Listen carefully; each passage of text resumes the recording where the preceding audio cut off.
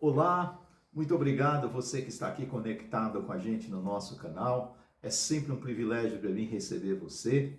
E antes do nosso vídeo, antes de nós assistirmos o vídeo de hoje, eu gostaria de pedir a você, não se esqueça de inscrever em nosso canal, não se esqueça de dar um like, de clicar no sininho para que você receba as notificações de publicações nesse canal. Isso é muito importante. E se puder ainda, eu te pediria para você compartilhar o nosso canal com seus colegas. Assim você está me dando uma grande força, você está me incentivando a produzir mais conteúdo, conteúdo importante, não é isso? E o nosso vídeo de hoje está mais que demais. Nosso vídeo está sensacional, está fantástico, está muito bom. E vocês já estão vendo aqui na tela uma interrogação. Essa interrogação está relacionada a esse título aqui, ó. Como escrever e escolher corretamente os testes para análise estatística no meu TCC. Você já pensou que dúvida que você tem sobre isso?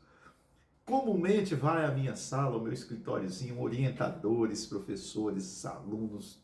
Muita gente me perguntar sobre isso. E aí, professor, qual é o teste que eu uso? Professor, eu quero analisar assim, como é que eu faço, professor? E outros chegam e falam, professor, eu estou te entregando tudo porque eu não sei nada de estatística. Essa é uma oportunidade de nós aprendermos um pouquinho sobre a escolha dos testes corretos para a nossa análise de estatística. Só quero lembrar uma coisa, é uma estatística mais simples que é para TCC. Não estou fazendo para alguns aprofundamento como se fosse para tese de doutorado. Ok? Então vamos em frente. Eu quero passar algumas informações primeiro para vocês, para que nada saia errado. Antes de você fazer qualquer projeção estatística, você deve então procurar alguém para que esse alguém oriente a você sobre os seus dados.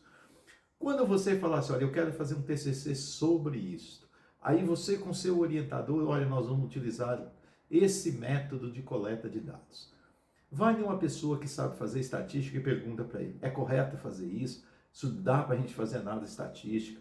Dá para a gente conseguir responder os nossos objetivos? E aliás, olha, tudo começa aqui, analisar conforme os objetivos. Então a análise estatística ela tem que favorecer a responder os objetivos. Então é exatamente isso. Quando você for lá conversar, fala, sabe se dessa forma eu consigo responder os meus objetivos?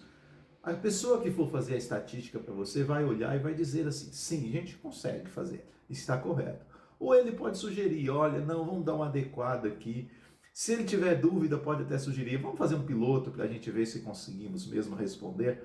Mas não faça primeiramente as coisas sem consultar alguém que vai fazer análise estatística para você. Porque depois que está feito, não dá mais para corrigir. Então esses dois conselhos aqui são muito importantes para a gente, porque ele vai ajudar que nosso trabalho seja perfeito e que a gente não perca tempo. Primeiro passo da análise estatística é você fazer a chamada estatística descritiva, tá bem? O que é a análise estatística descritiva?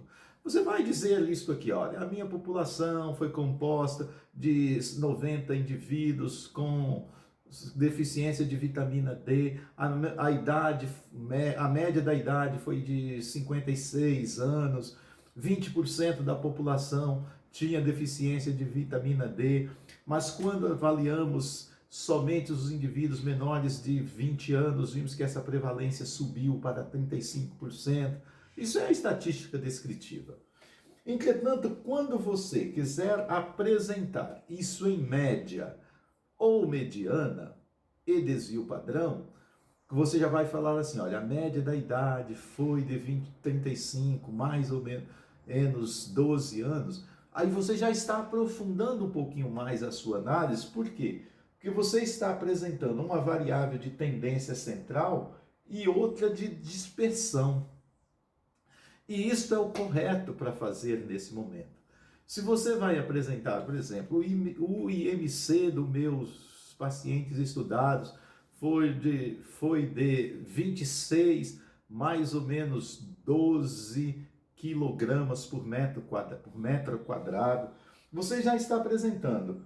A média é uma variável de tendência central, aquele mais ou menos é o desvio padrão, é uma variável de dispersão. É o correto fazer dessa forma, ok? Mas uma grande dúvida que a gente tem é assim, ó, quando é que eu uso a média e quando é que a gente usa a mediana? Muito bem, vamos esclarecer isso aqui. Todas as vezes que os seus dados são paramétricos, você usa média. E geralmente a média a gente usa acompanhado com o desvio padrão. Olha o exemplo que eu dei aqui. A média da idade 28, mais ou menos 12 anos. Mas todas as vezes que o seu dado for não paramétrico ou não seguir uma distribuição gaussiana, você usa a mediana para apresentar. Aí você pode dizer, ó, a mediana da idade foi 23,1, com intervalo de confiança de 17,9 a 27,2 anos. Você está usando uma variável de tendência central e uma de dispersão. E o que significa isso aqui, professor? Esse intervalo de confiança de 95%. Então, olha, na saúde a gente sempre vai usar esse parâmetro de intervalo de confiança. E está me informando aqui, ó, que 95% de todos os meus indivíduos estudados têm a idade entre 17,9 e 27,2 anos. Então, feito essa primeira parte da estatística descritiva, vamos então ver algumas coisas importantes dos testes estatísticos. Eu quero mostrar para vocês, esses aqui são os principais utilizados para fazer análise de TCC. Não precisa você aprofundar muito, esses são assim, ó, esses testes são fantásticos, dá para responder muito bem a sua inquietação, o seu objetivo. E são seis testes, por melhor, 6 testes. Nós podemos pegar aqui o chamado teste T de Student, que ele tem duas divisões, o pareado e não pareado. Podemos pegar o teste de Mann-Whitney e o teste de Wilcoxon, 4 testes utilizados. E se você quiser fazer correlação, pode usar Pearson e Spearman. Quando utilizar cada um desses? Então vamos lá.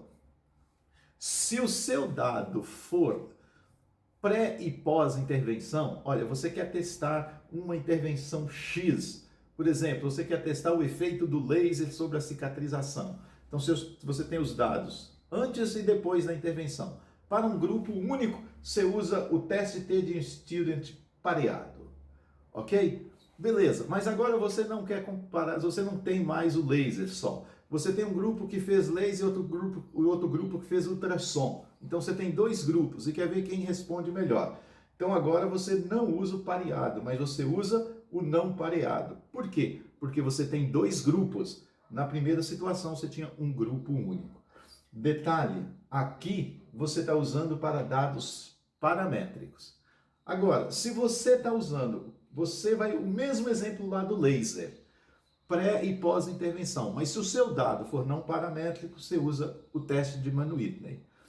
Mesma coisa, você vai comparar laser com ultrassom. Os dados não paramétricos, você usa teste de Wilcoxon. Olha só que legal, muito fácil. Esses testes estão à disposição em qualquer pacote estatístico, pelo mais simples que seja. Até mesmo o Excel, você consegue fazer isso aqui no Excel.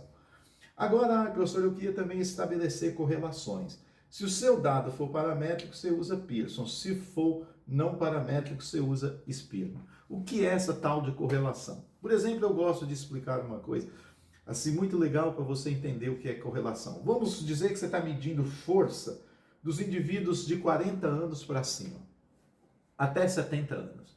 E o que você percebe? Olha, os indivíduos de 40 anos têm muita força. A propósito que vai aumentando a idade, o que vai acontecendo com a força? Você percebe que vai caindo. Então existe uma correlação entre a idade e a força. Isso a gente chama de uma correlação negativa, porque ela anda em sentidos inversos. Quanto maior a idade, menor a força. Isso também é um teste bastante utilizado para os nossos TCCs. Ok? Espero ter contribuído com vocês, espero ter ajudado. Possivelmente eu vou fazer um curso de estatística nesse nosso canal um pouco mais aprofundado para cada um de vocês, tá bom? Mas não deixa de curtir os nossos vídeos, clicar no sininho, tá bom? e compartilhar com outros colegas para que vocês dêem uma força para a gente, que você nos anime a continuar produzindo mais material. Muito obrigado, valeu!